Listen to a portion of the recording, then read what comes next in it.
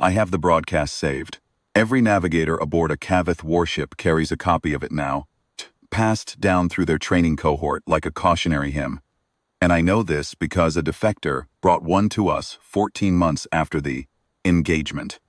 The defector said the Kaveth Sovereignty's senior hunt commanders play it at the start of every major operation as a reminder, not of their victory, of their error. The broadcast is 11 seconds long. It was transmitted on Kaveth Priority 1 frequencies, the kind reserved for threat announcements and formation orders, by the Sovereignty's culling fleet coordinator, a rank roughly equivalent to what we would call a theater admiral. His name, as best our linguists could render it, Vasquith Ure. He had commanded 47 culling operations against 14 species. He had never lost a hull. In the broadcast, he is laughing, not metaphorically. The Kaveth laugh, or they produce a sound that our acoustic analysts map to laughter within a 12% confidence interval through a subsonic vibration in the secondary throat, a rattling, percussive sound like gravel in a drum. Vasquith Ure produced that sound for 4 seconds. Then he addressed his formation. He said, in a loose translation, prey vessel is 43 meters. Catalog it as a scouting run. The prey species has sent us a single missile to test our current. Circle it. I want the commander's biometrics broadcast to the formation before we close. Let everyone hear a small creature's heart rate. Was that small creature? My name is Kamal Dresdrenner, and I have been hunting the Kaveth Sovereignty for 11 months, 3 weeks. 4 days as of the morning, they catalogued me as prey. The Grim Tenure, that is the name I gave her, my 43-meter compact hull number CV7 in the Colonial Compact Fleet's registry, affectionately known to the 4 other people aboard as the Jaw, was already inside their formation's scouting perimeter when Vasquith Ure made his broadcast. I had positioned her there deliberately, using a drift approach on minimal power signature over the previous 19 days. I had been waiting for exactly this moment, a senior hunt commander broadcasting on Priority 1 frequencies. Because Kaveth Priority 1 frequencies are how you arm their own IFF mines. Let me explain what I mean. The Kaveth Sovereignty does not use standard munitions in the way most spacefaring species do. They are predators. They evolved from pack hunters on a high-gravity, oceanic world, and their military doctrine reflects it completely. They do not believe in mass bombardment. They do not believe in standoff weapons. They believe in the hunt, surround the prey, isolate it, drive it toward the closing formation, and strike when it cannot maneuver. Their standard culling doctrine involves seeding a battle space with proximity mines weeks in advance, then herding the target fleet toward the mined corridors. The mines arm and disarm on a rolling IFF code broadcast over, you guessed it, Priority 1 frequency. Change the frequency signature. Change which side the mines consider friend and which they consider prey. I had spent 11 months learning how to speak their frequency. The Grim Tenure is not a warship in the conventional sense. She is 43 meters of hyper-specialized hunting craft, long and narrow as a needle, her hull layered in radar-absorbent composite that gives her a signature roughly equivalent to an asteroid fragment of about 30 cubic meters. Drives reconfigured to emit no waste heat above background stellar radiation when running on drift power. She carries no railguns, P2 tubes in the conventional sense, and no point defense arrays worth mentioning. What she carries is this frequency synthesis suite, occupying most of what a conventional ship would devote to weapons. A mine deployment system loaded with 612 Kaveth pattern proximity munitions that my crew and I spent 4 months reverse engineering from salvaged hulls, and a crew of 5 people who are, if I say so, among the most patient human beings alive. Navigation was Rook, Ensign Kala Rook, 26 years old, who had grown up on a colony world in the Kaveth's operating theater and lost her mother on a supply convoy 3 years prior. She did not volunteer for this mission for the same reasons most people volunteer for dangerous work. She volunteered because she is precise. She told me in her application that she does not believe in revenge as a motivator, that it makes people hurry, and that she did not intend to hurry. I hired her immediately. Systems and Frequency Synthesis was Petty Officer Davin Osel, 31, former signals intelligence on a fleet destroyer, medically discharged for a hearing impairment that had no bearing whatsoever on his ability to read a waveform, and that the Colonial Compact Fleet's medical board had, in my considered opinion, used as a bureaucratic exit from a personnel file they found inconvenient. I found his file in the surplus assigned pool, read it in 40 minutes, and had him aboard before the week was out. Engineering was Chief Petty Officer Marence Sild, 44, the oldest person on the crew and the one most likely to swear fluently in 3 languages simultaneously when a coolant reading came in wrong. She had kept 7 ships operational under combat conditions over 20 years of service and had opinions, which she expressed freely and at length, about every design decision the compact fleet engineers had made in the past decade. Most of her opinions were correct. I listened to all of them. Medical and secondary weapons was Junior Specialist Horan Tesk, 22, who had never fired a weapon in combat and who I suspected would be formidable if it came to it, but who I hoped it would not come to it for. He kept us healthy over 11 months of tight quarters deep space drift. He also made coffee at a quality level that was, under the circumstances, nearly miraculous. That was the crew of the Grim Tenure, 5 people, 43 meters of hull, against the Kaveth Sovereignty's 8th culling formation. 8,217 ships. The disparity is the point. I want to be very clear about that. I was not operating under the impression that this was a fair fight. I was operating under the impression that I had spent 11 months making it unfair in our favor. The Kaveth Sovereignty had been destroying colonial compact supply infrastructure for 3 years before Fleet Command authorized my deployment. That sounds like a long time to wait. It is. There were reasons. The first reason was institutional. Fleet Command does not rush into unconventional warfare doctrine. This is partly caution, and partly bureaucratic inertia, and partly the fact that flag officers who commission unorthodox operations are the flag officers who get blamed personally when unorthodox operations fail, and conventional operations distribute the blame more evenly when they fail, which they do with roughly equal frequency. I spent 8 months writing proposals before anyone listened to me, and I spent those 8 months watching the Kaveth destroy 7 more supply convoys, 4 escort destroyers, 2 fleet carriers, and a colony station while our conventional doctrine, meet force with force, run the numbers, fight them where their numbers are worst, continued to not work. The second reason was that I was the only person in Colonial Compact Fleet Command who had read the complete Kaveth Doctrine Manual. Not because it was unavailable. We had recovered it from wreck salvage 18 months before my deployment. It had been translated. It had been summarized. It had been briefed to 24 flag officers in a series of intelligence presentations that distilled a 200-page operational text into 18 slides. What had not been done was this: sitting with the complete text, in translation, and reading every page of it with the kind of patient, lateral attention that looks not for what the doctrine says, but for what the doctrine assumes. What the doctrine assumes is that the prey runs. This is not a tactical assumption. It is a foundational one. The entire architecture of Kaveth culling doctrine, the mine corridors, the herding formations, the IFFK rolling protocol, kill floor geometry, is built on a single premise: that prey, when threatened, will move in the direction of apparent safety. The killing floor is always positioned in the direction of apparent safety. The herding formation's job is to close off every other direction so that apparent safety and the killing floor converge. It is elegant, it is ruthless, and it has worked against every species they have encountered, including ours, 14 times in 3 years. It works because every species they have encountered has run. The question I brought to Fleet Command, 8 times in 8 months, in 8 different proposals with 8 different supporting evidence packages, was this: what happens to the doctrine if the prey doesn't run?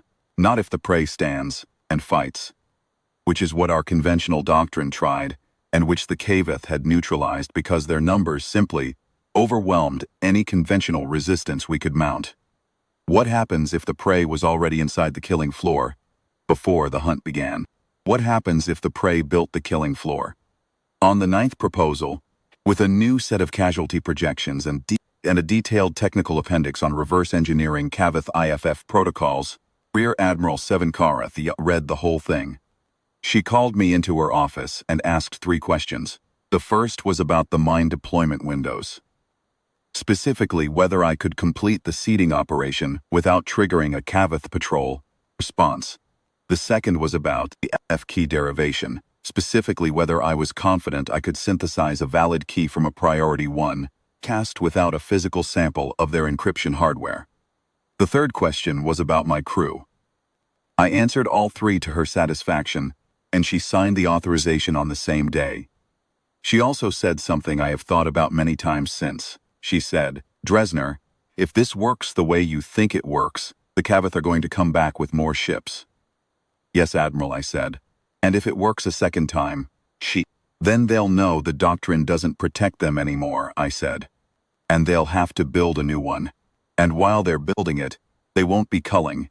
She looked at me for a moment. "How long will it take them to build a new one?" "I don't know," I said honestly. "That's the first thing in 11 months I haven't been able to calculate." She said, "Good enough," and signed the second authorization for the Hunter class division before I had even left her office. Before I describe the deployment, I want to describe the Kaveth, because most of what has been written about them in the popular record is wrong in ways that matter. They are not monsters. I have been asked, in briefings and in the press interviews, that Fleet Command decided I could not avoid entirely, whether I hate them.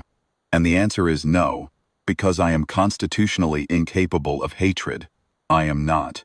But because hatred of the Kaveth specifically requires a misunderstanding of what they are. They are a species of pack predators who evolved predation as their primary mode of interaction with every other species they encountered. Their social structures, their communication systems, their military doctrine, their concept of what other species are for. All of it flows from a single axis that has no analog in our history beyond the most rudimentary pre-agricultural period, and even then the analog is imperfect. They do not make war. They hunt. The distinction matters because war, in every form we have developed it, carries within it the possibility of the other side being something other than prey. War requires that you model your enemy as an agent with intentions and plans, and the capacity to respond to something other than violence. Even the most brutal military doctrines in our history assumed at some level that the enemy could choose.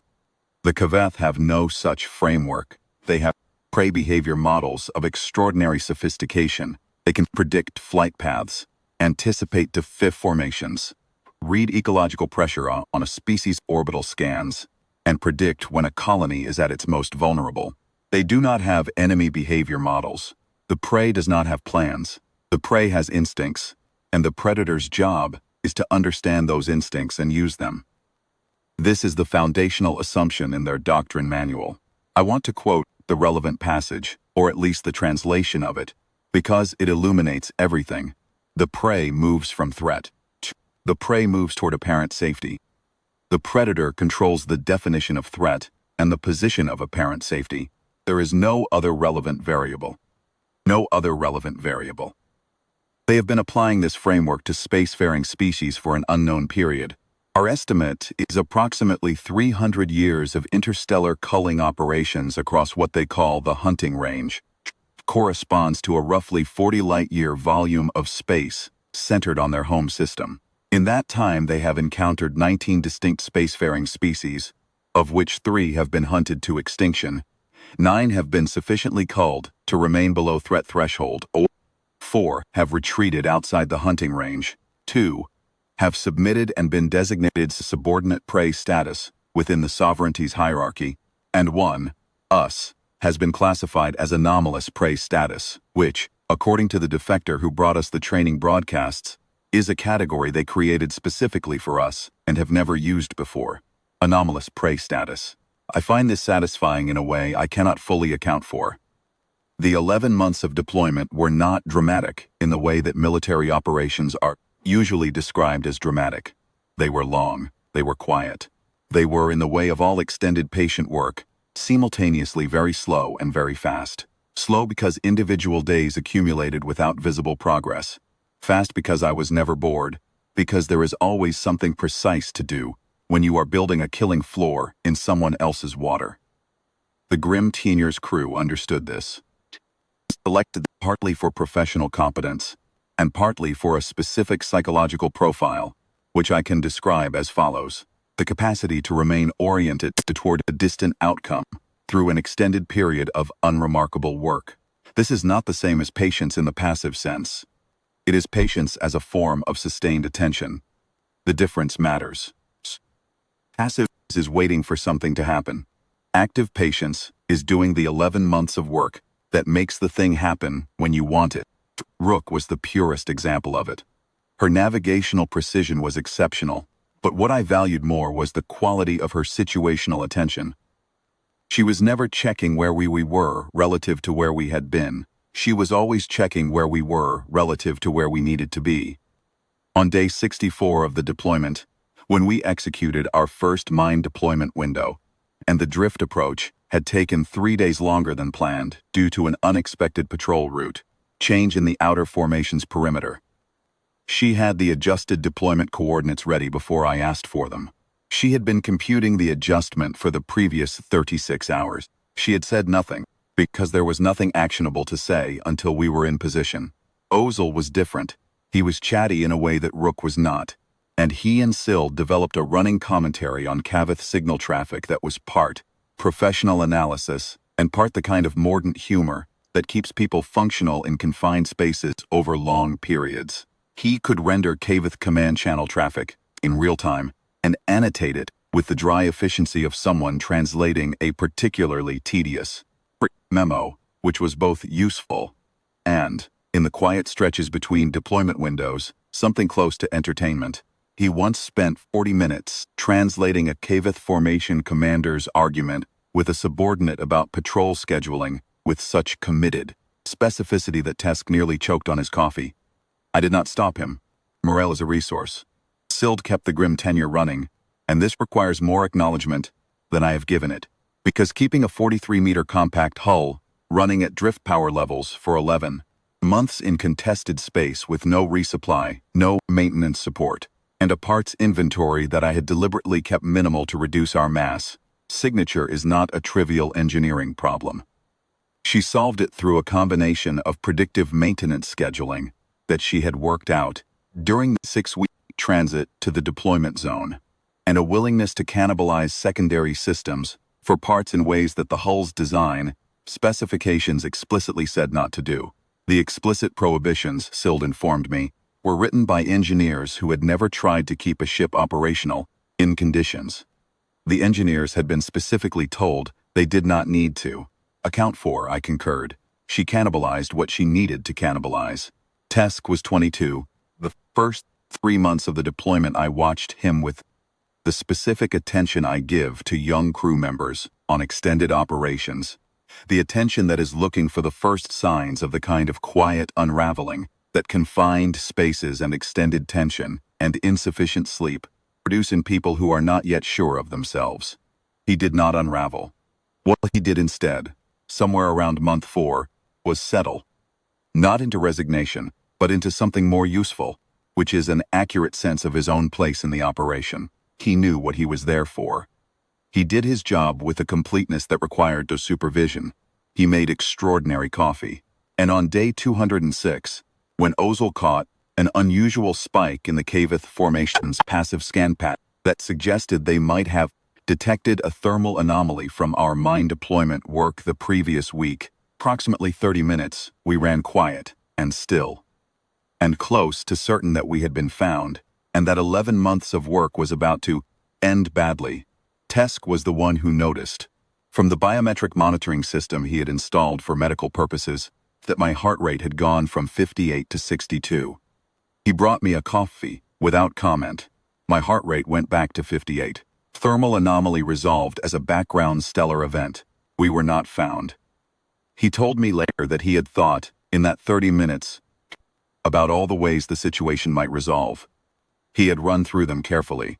He had concluded that worrying about the bad outcomes would not change their probability, and that since he could not contribute to the navigational or signals decisions being made at that moment, the most useful thing he could do was address the one variable he could influence, which was my coffee.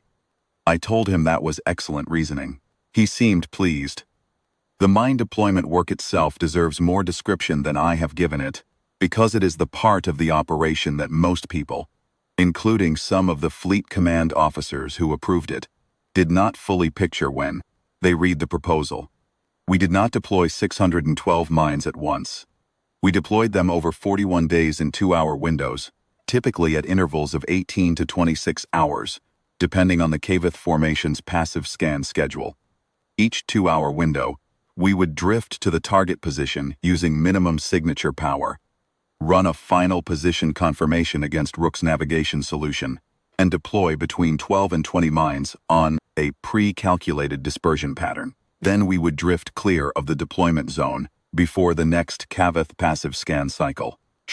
The mines themselves were a precise engineering problem that Sild and I had worked on together for 4 months before the deployment. The Kaveth mine is not a complex munition. It is, in principle, a proximity-fused explosive with an IFF interrogator and a small course correction for station keeping. The complexity is in the FF system, which uses a rolling cryptographic key broadcast on a specific frequency to distinguish formation vessels from prey-class targets.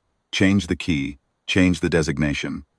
We had the key protocol from Wreck Salvage. Deriving a working key from a live broadcast was the additional technical problem that had made my proposals sound unreasonable until Osil joined the team. What made our mind's Kaveth pattern rather than human pattern was not just the IFF architecture. It was the detonation signature. A Kaveth mine detonates with a specific spectral profile that their formation tracking systems will read as a standard mine detonation rather than an anomalous energy event. If I had deployed human pattern munitions, the first detonation would have triggered an immediate anomaly alert in Vasquez's formation tracking system, and he would have known instantly that something non-Kaveth had been seeded in his corridor. The Kaveth pattern's signature reads as a mine that was already there. It reads as a territorial dispute artifact. It reads, as Vasquez correctly concluded when the first 2 picket ships detonated, as a pre-existing hazard from a previous operation. That misclassification bought us 6 minutes. 6 minutes during which Vasquez was running an IFF diagnostic instead of a foreign munitions sweep. 6 minutes that we used to get deeper into the belt.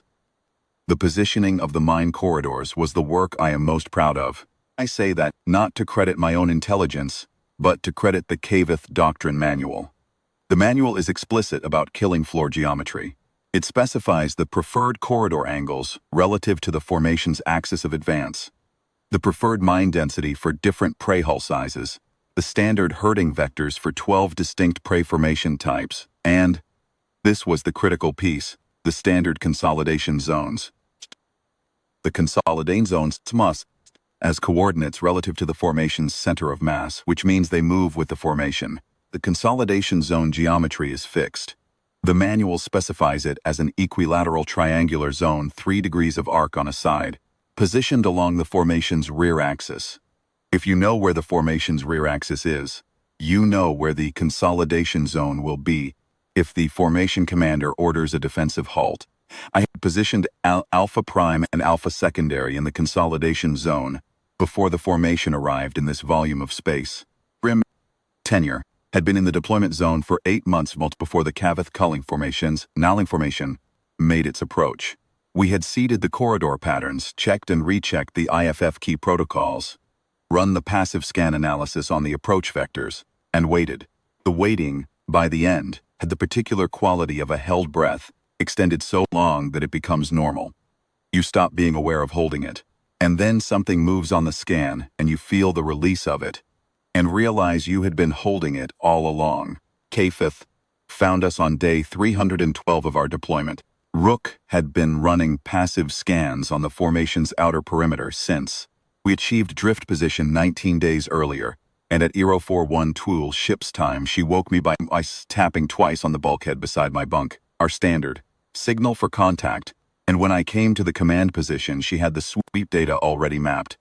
They pinged us, she said. Voice had the same quality it always had, which was a quality I can only describe as the absence of unnecessary things. Active scan, medium resolution. They got our silhouette. They're running a classification query right now. I watched the query traffic on Ozil's board. He had the Kaveth's data protocols mapped from salvage work done 6 months prior, and could read their command traffic in near real time, though with a 12 to 15-second lag on decryption. Query came back, he said after 40 seconds. They've classified us as, he paused, checking his render, a scouting hull, prey species, 43 meters. He looked up. Vasquez Ur's formation coordinator just pinged priority. Record it, I said. The broadcast came in. Ozil rendered it in real time. We listened to 4 seconds of the Kaveth equivalent of laughter. Then the instruction about circling. Then the request for my biometric broadcast. He wants your heart rate, Rook said. I'm aware. What is your heart rate? 58, I said, which was true. I am not a person who runs hot in crisis. I have been told this is unsettling, Ozil. Priority 1 key from that broadcast. Are we good to sequence it? He was already working. Give me 4 minutes. You have 3. Rook. What's the nearest mined corridor?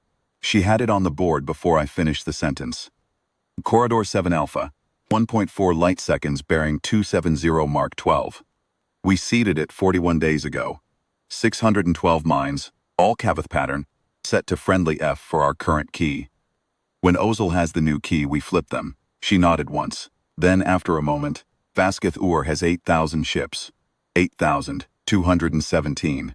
How many corridors did we seed? Enough. She returned to her board. I want to note that she did not push it further because she understood already. We had seeded 6 corridor patterns over 41 days of patient drift mining, in 2-hour windows when the Kaveth formation's passive scans were oriented away from our position. The corridors were not random. I had spent 11 months studying Kaveth, culling doctrine.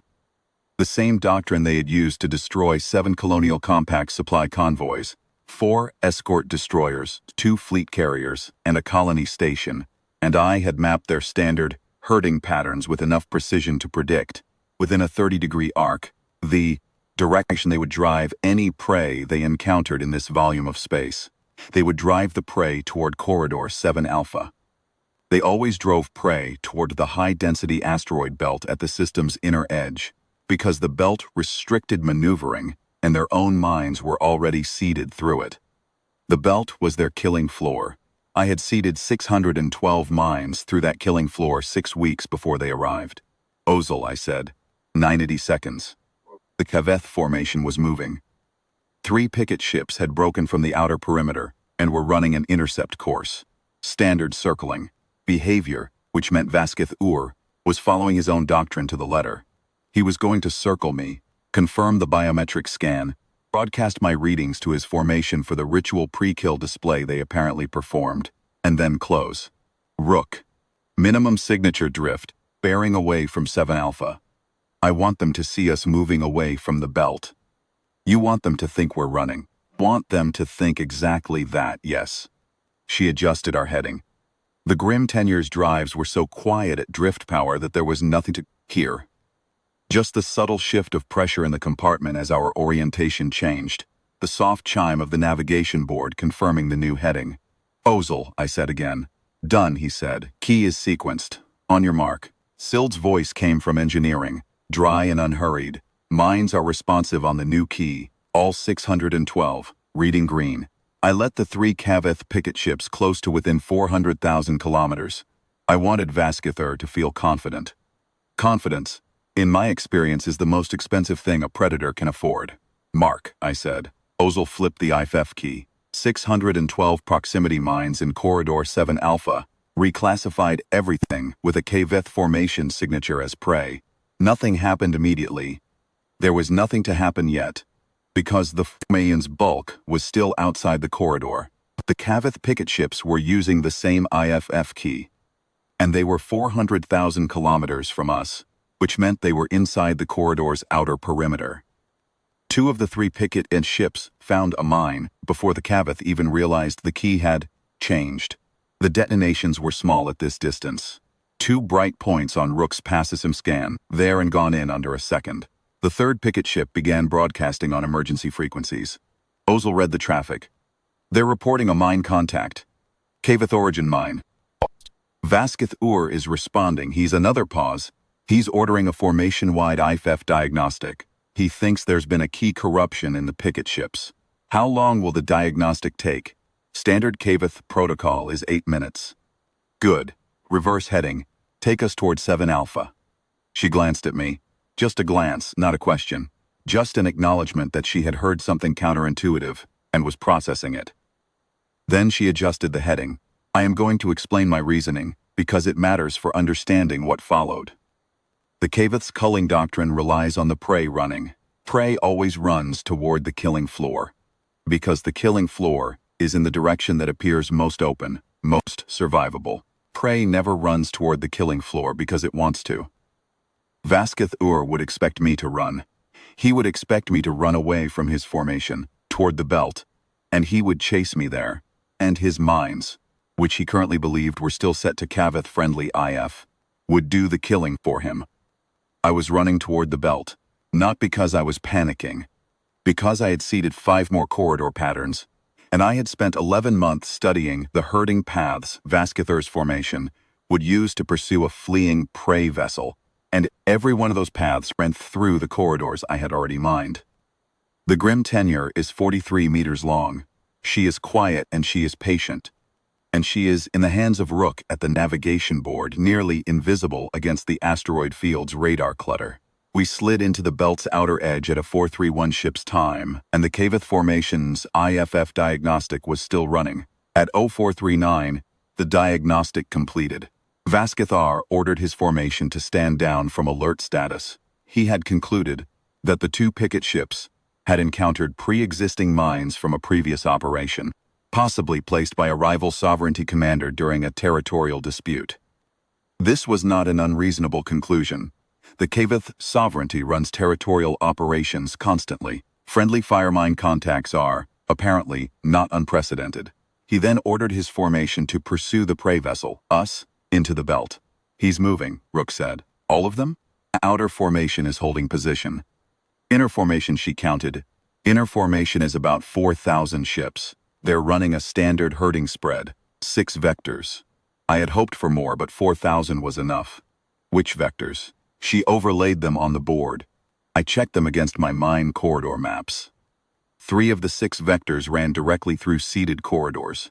The other 3 ran through partially seeded corridors, lighter density but not empty. Ozel, corridors 2 beta, 4 alpha, 6 gamma, flip them to Kaveth hostile IF on my mark.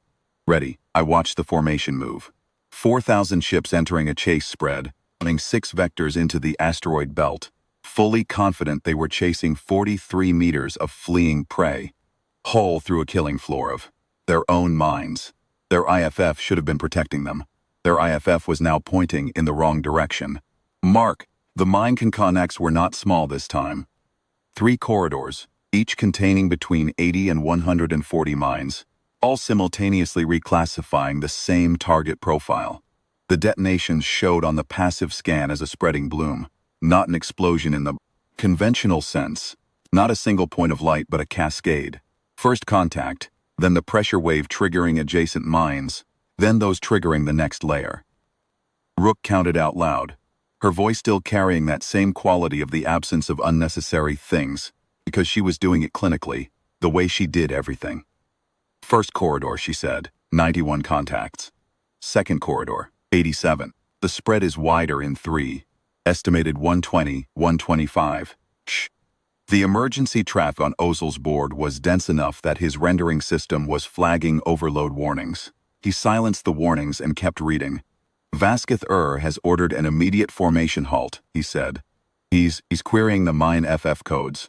He's realized. A pause. He's figured out the key flip. He's running a manual override on the formation's IFF right now. The manual override would take longer than 8 minutes. It had to be done ship by ship. The inner formation had 4,000 ships. How long? Asked.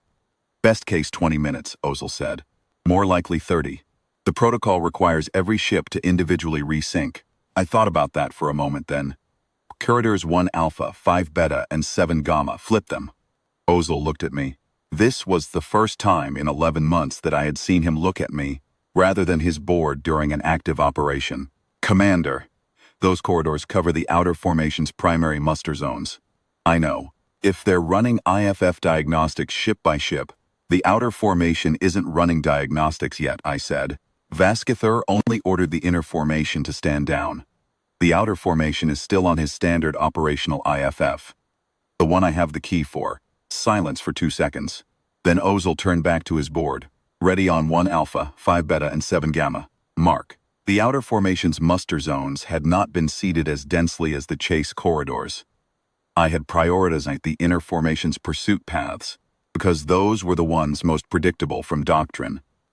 The outer corridors had between 30 and 60 mines each. 30 mines in a formation muster zone, where ships are holding station in close proximity, does not behave the same way as 30 mines in open space. The proximity cascade effect is significantly amplified. Ozil stopped trying to count the contacts. He pulled a total from the scan data instead. Per formation's emergency traffic box just spiked too. He checked the number twice to 43 separate distress channels in the first 90 seconds. 43 ships in distress in 90 seconds. And the IFF flip would hold until Vasquez managed to push a new key through his entire formation, both inner and outer, while simultaneously managing mine contacts in multiple sectors simultaneously, emergency traffic clogging his command channels. I want to be honest about what this felt like from inside the grim tenure. It felt quiet. Board was lit and busy. Ozil was reading, Rook was tracking vectors, Sild was monitoring our power signature to keep us invisible in the belt's radar clutter. Tesk was in the medical bay, because there was nothing for him to do yet, and I had told him to stay out of the way until there was. It felt like the 11 months of patience had become a single long exhale, and we were still in the middle of that exhale, and there was nothing hurried about any of it. That is the thing about hunting, I think. Hunting is mostly waiting. People who do it well are the people who understand that the waiting is not separate from the action. The waiting is the action. Every day of drift positioning, every 2-hour window of careful mine deployment, every passive scan we ran, and the frequency data we logged and the IFF protocols we reverse engineered. All of it was the hunt. Vasquez had assumed that the hunt began when he found us. It had begun 11 months earlier. Rook spoke. Vasquez is pulling the inner formation back from the belt. To what position? Consolidating at the outer edge. He's reforming. She studied the sweep data. He's pulling everything into a tight defensive formation. No more chase vectors. That was the correct response. He had realized he was in a mined environment and that his IFF protocols had been compromised. And the correct response to that is to consolidate, halt movement, and re-establish positive identification before doing anything else. It was exactly what I would have ordered. It was also exactly what I had planned for. Ozil, I said, what's the status on his IFF reset? He's broadcasting the new key now. Ship-by-ship sync is about 40% complete on the inner formation. Outer formation hasn't started yet. He's going to have a coherent formation in 20 minutes, Rook said. At full strength, minus losses. He still has, she ran the estimate, between 7,000 and 7,500 operational hulls. I know. What are we doing? I brought up the deployment record on my own board. 6 corridor patterns. We had expended mines in 3 chase corridors and the outer muster zones. I had 412 mines still active, distributed across the remaining corridors. The remaining corridors included 2 that covered the consolidation zone Vasquez was moving his formation into right now. I had not seeded those corridors because I expected him to consolidate there. I had seeded them because I expected him to believe he was consolidating somewhere safe. Vasquez was a brilliant tactician. He had commanded 47 operations and never lost a hull. He had recognized the IFF compromise within minutes and responded correctly. He could not do what no one could do, no matter how experienced, was account for a threat that had been seeding his battlespace for 41 days before the engagement began. His doctrine was excellent.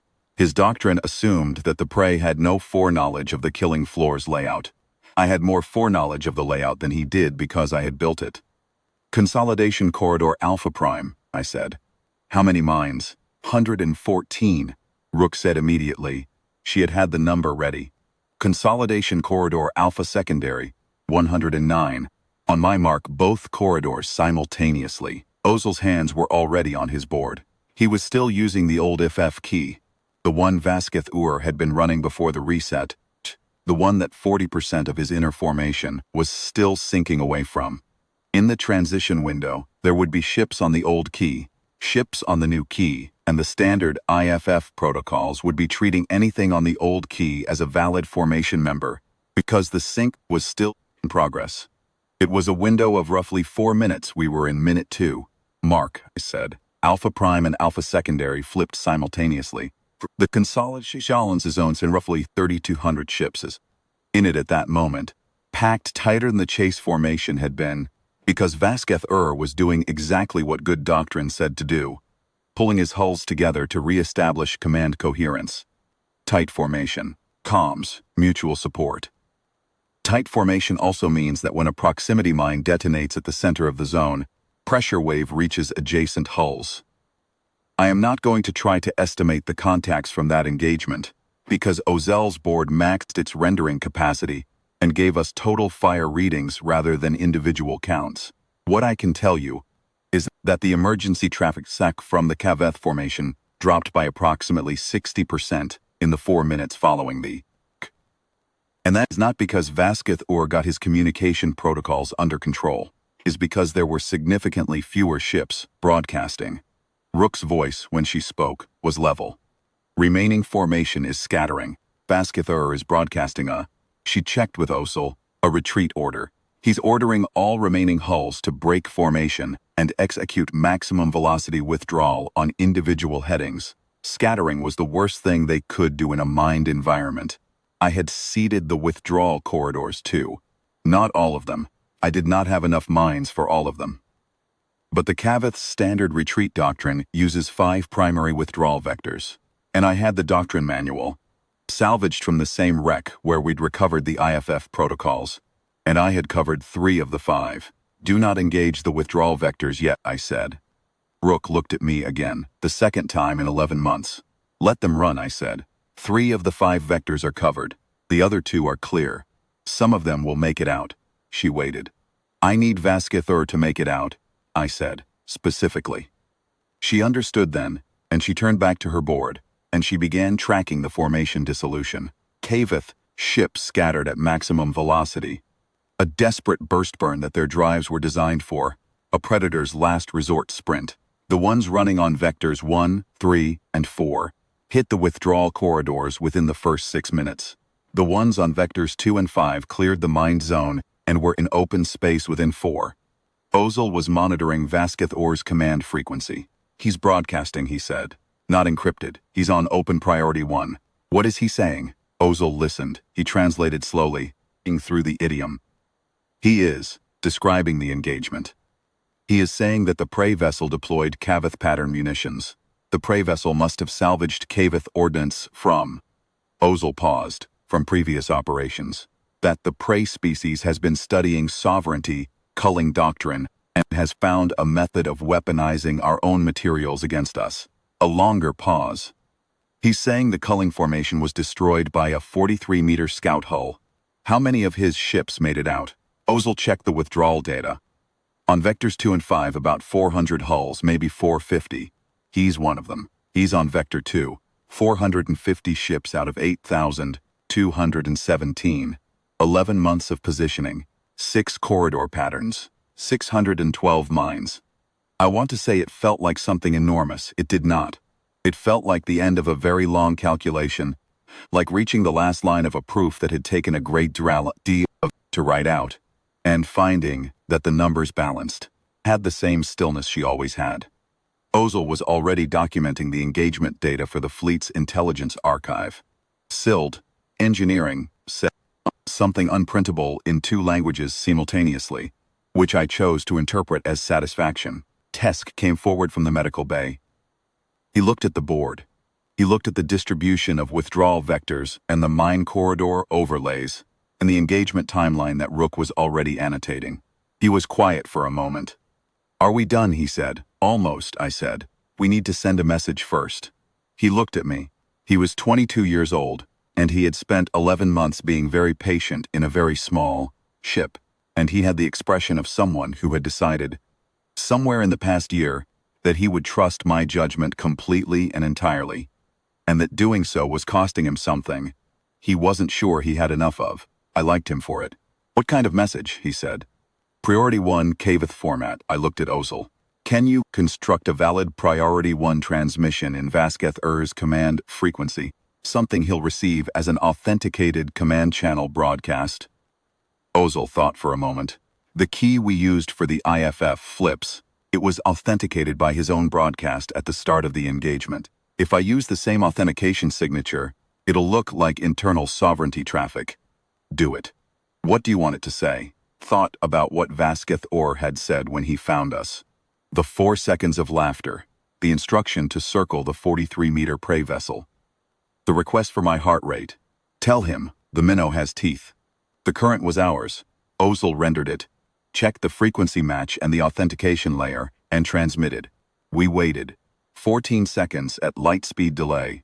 Vasquez's response came back authenticated on his personal command frequency. Ozil rendered it. He read it twice to himself before he read it aloud. He says a pause. He says we have cataloged this. We will return with the full sovereignty force.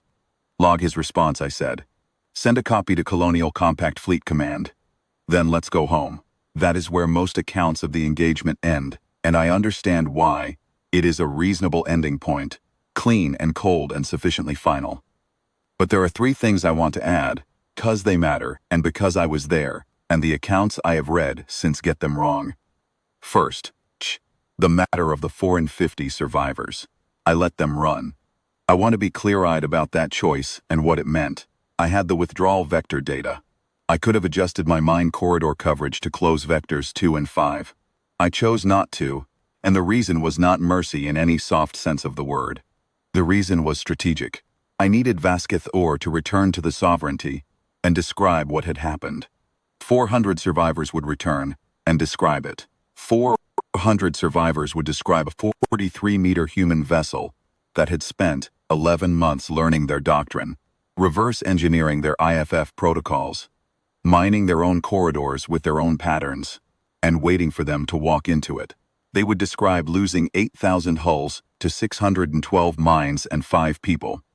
They would describe that, and the sovereignty's command structure would have to decide what it meant.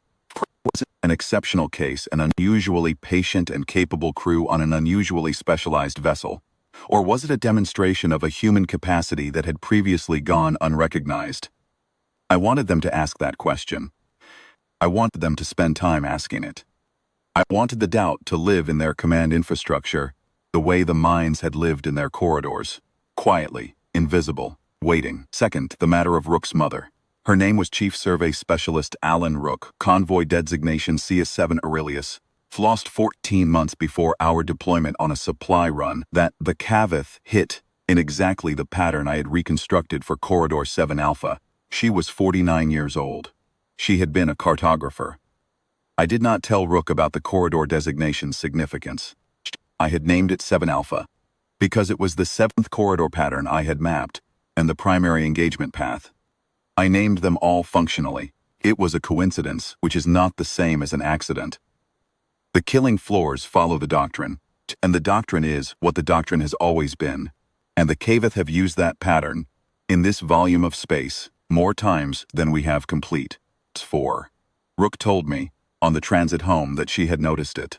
She said she had noticed it on the 41st day of deployment, when she first plotted the corridor's coordinates and saw, with the spatial relation to, the Aurelius convoy's last known position. She had said nothing. She had done her job. She had plotted my approach vectors and tracked my firing solutions and counted detonation contacts with the same flat precision she brought to everything. I asked her why she hadn't said anything. She said, "Because you told me not to hurry." I did not tell her that I understood. Thought she knew. Third, the matter of what happened next. Vasquez was not wrong about returning. Kaveth Sovereignty did return.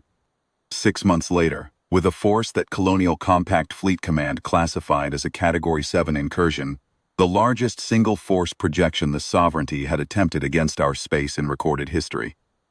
43,000 ships. They hit a mine corridor 2 light hours into our territory that we had been seeding for 3 months. It was not the grim tenure this time. It was a coordinated deployment by the Colonial Compact's newly formed Hunter-class division. 7 vessels, all compact hulls, all running the doctrine that Rook and Ozil and Sild and Tesk and I had put together in the after-action documents on the transit home, the IFF mining protocol. The patience architecture. The way you build a killing floor before the predator knows. It has walked into someone else's hunt. The Sovereignty lost 19,000 ships in the approach corridors before the remaining 24,000 recognized the pattern and, off the incursion, they have not returned since. As of the date of this account, the Kaveth Sovereignty's culling fleets have been absent from colonial compact space for 9 months, which is the longest unbroken absence in 3 years. I am told Vaskithur broadcast again on Priority 1 frequency after the second engagement. Signals teams intercepted the broadcast, and I have read the translation. He did not laugh this time, he said, in the loose rendering our linguist provided. The prey species has no archive entry. We have no category for what they do. They do not fight as predators. They do not flee as prey. They wait. They build the killing floor before we arrive. They are something we have no word for. He is not wrong. We do not have a word for it, either, not exactly. Not one word that captures the whole of it. But I have thought about this on the long drifts, in the quiet of the grim Tenure's command compartment, with the drives at minimum and the whole cold and invisible against the void. The closest I can get is this. We do not hunt the way the Kaveth hunt. We are not apex predators, not by biology, not by instinct, not by the evolutionary logic of our homeworld. The apex predators on our homeworld were larger, faster, and stronger than we were for most of our evolutionary history. And we survived them anyway. We survived them the same way we have survived every threat that was harder and faster and more numerous than we were, is by being patient enough and precise enough and disciplined enough to change the environment itself before the fight began. We did it with wolves and with the ocean and with every hard space we ever moved into. And we did it the same way every time. Study the terrain, learn the current, seed the corridor, and wait. The Kaveth's culling doctrine is elegant. It is ruthless. It is built on a genuine and profound understanding of how predator-prey dynamics work. And it has worked against every species they have encountered. It has worked because every species they have encountered has responded to threat the way prey responds to threat, which is by moving in the direction of apparent safety. And the killing floor has always been in the direction of apparent safety. We responded differently. Not because we are stronger or faster or braver. We responded differently because we read their manual. Vasketh had a category for prey. He had a category for predator. He did not have a category for the species that sits down with the enemies. Complete operational doctrine, in translation, and reads every page of it with the attention that is looking for what the doctrine assumes, and then spends 11 months making those assumptions lethal. He does now. The Grim Tenure is still active. She is in refit at Colonial Compact Fleet Yard 7, getting the frequency synthesis suite upgraded to handle the newer Kaveth IFF generations we have analyzed from wreck salvage in the past 6 months. The refit will take another 3 weeks. I have been spending the time on the ISA archive. The new patrol pattern data, the updated corridor geometry, for the approach vectors, the Sovereignty has been using, in their most recent operations in other sectors, tactical adjustments they have been making. Since the second engagement in what our analysts believe is an attempt to restructure their culling doctrine. The restructuring is incomplete. We know this because the foundational premise is still in place. The mines are still there. The herding formations are still there. The IFF key architecture is still there. They have changed the rolling key interval from standard to variable, which is a meaningful improvement, and which Ozil tells me will add approximately 4 weeks to our key derivation window the next time. They have added a secondary formation layer to create a buffer zone between the main body and the approach corridors, which is also a meaningful improvement and which will require us to seed corridors at a greater distance from the formation's center of mass. They have altered 3 of their 5 standard withdrawal vectors. 2 of the 5 are the same. I know which 2. I know which 2 because the 2 unchanged vectors are the ones that correspond to the gravitational geometry of the most common system types in their operational theater. The physics of high-mass stellar bodies imposes certain constraints on orbital approach vectors that cannot be changed by altering doctrine. You can change your doctrine. You cannot change the gravity well. The deeper problem for the Kaveth is not tactical. It is doctrinal. Their entire culling framework is built on the assumption that prey behavior is predictable, because prey behavior is driven by instinct, and instinct does not adapt between engagements. Prey species that has been herded into a killing floor will respond to the next herding with the same instinctive flight response, because instinct does not learn. Doctrine, written and studied and revised, is something else. They are discovering this now, and I believe, based on the intelligence analysis of the Sovereignty's internal communications that our signals teams have been building for the past 9 months, that the discovery is genuinely disorienting for them. Not as a military problem, though it is also a military problem, but as a categorical problem. They have encountered 19 spacefaring species over 3 centuries of culling operations. 19 species, and the model has always worked. The prey runs, the killing floor catches it, the cycle continues. The model working is not just a tactical reality for them. It is close to a cosmological certainty. It is the organizing principle of their understanding of what other species are.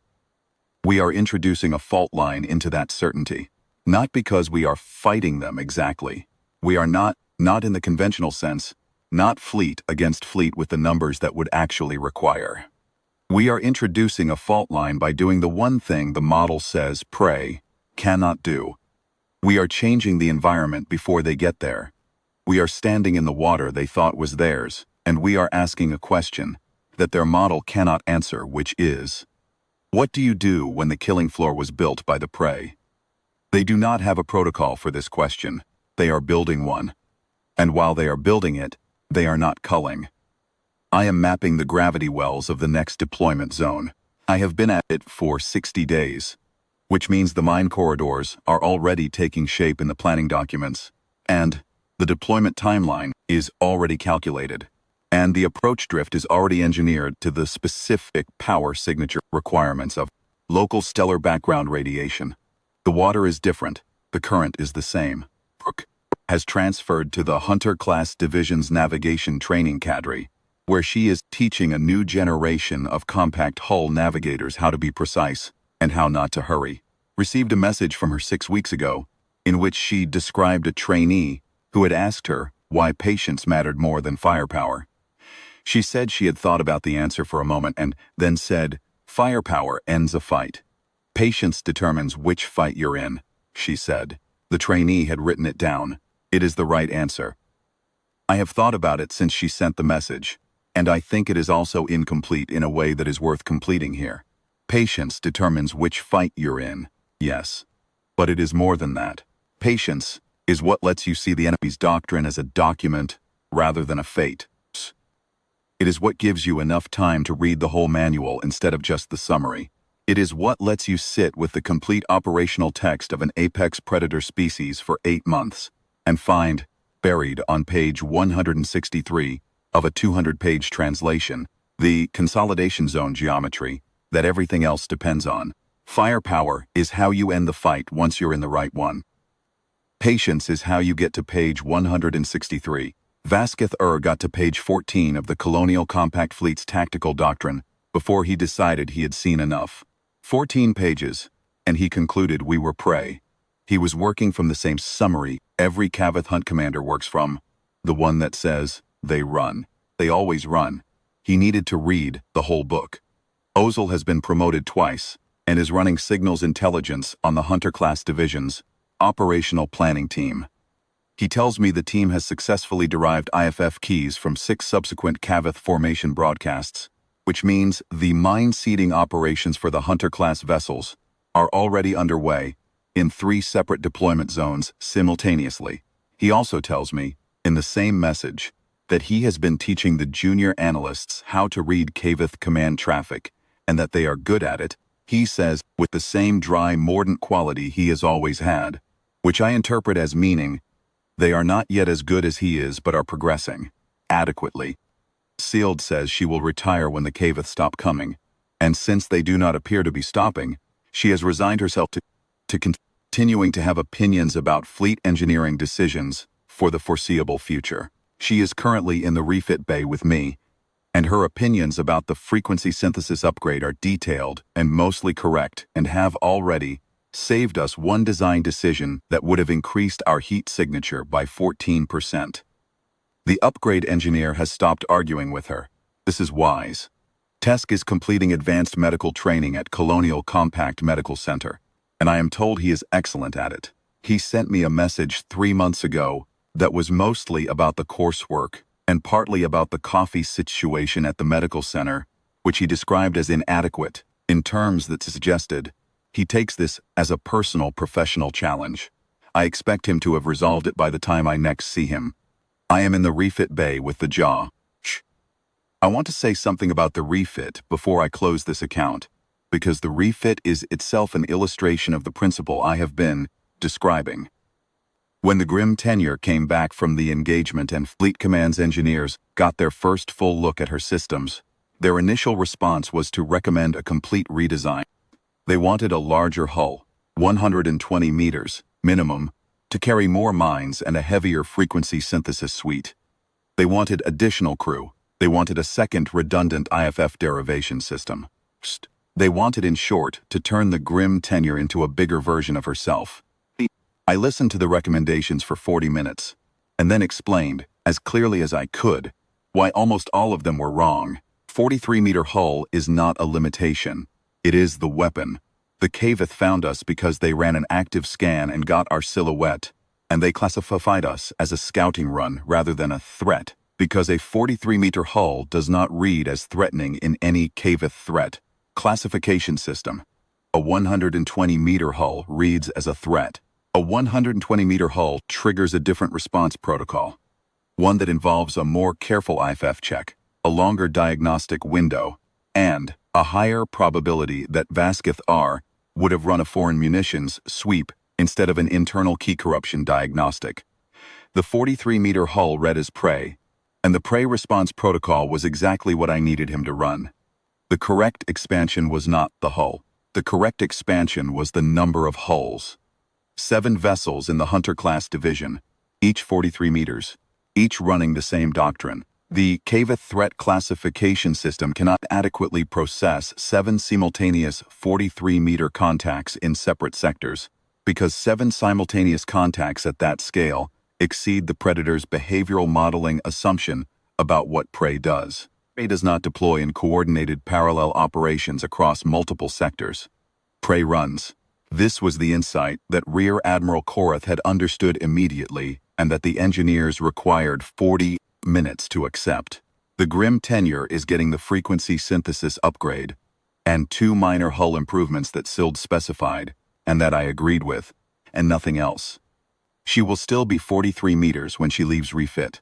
She will still read on any Kaveth passive scan as exactly what they first cataloged her as, a small creature in their water. I am checking the mine corridors for our next deployment zone. I have been checking them for 60 days, as I said. And the work has the same quality that the work always has, which is the quality of patient, precise, incremental progress toward an outcome I can see clearly and reach methodically. The Sovereignty's next incursion corridor is not difficult to read. There are only so many approach geometries to our sector, and their doctrine is not as unpredictable as they believe it is. I know which corridors they will use, know how long it will take them to feel safe in those corridors. I know how to wait. The broadcast, the 11-second one with 4 seconds of laughter, plays through my head sometimes when the ship is quiet.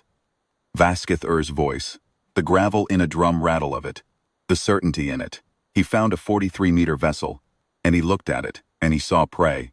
He saw a scouting run. He saw a small creature's heart rate waiting to be measured and broadcast to his formation as a prelude to the kill. He was not wrong about the size of the ship. He was wrong about everything else. My heart rate, when he made that broadcast, 58 beats per minute. I have checked the log. It was 58 when he laughed. It was 58 when Ozil marked the first IFF flip. It was 58 when Alpha Prime and Alpha Secondary cascaded through the consolidation zone, and Ozil's board ran out of rendering capacity and was counting contacts with the flat voice of someone doing arithmetic. It was 58 when I sent Veskefthur the message about the minnow and the teeth in the current. It has been 58 through 9 months of refit planning and corridor mapping, and Hunter-class division coordination, and 60 days of calculating the approach geometry for the next deployment. I am a hunter. Hunters do not run hot. We wait and we learn the water. We build the floor, and we are very, very patient about what happens next. Not because patience is a virtue in the abstract, because patience is the mechanism. Because the killing floor has to be ready before the predator arrives, and making it ready takes the time it takes, and rushing it produces a floor with gaps in it. And gaps are where the thing you are hunting escapes and comes back with more ships. Vasketh is coming back with more ships. I have 60 days of corridor maps and 3 deployment zones seeded and 2 unchanged withdrawal vectors already accounted for in my planning documents. I am not in a hurry.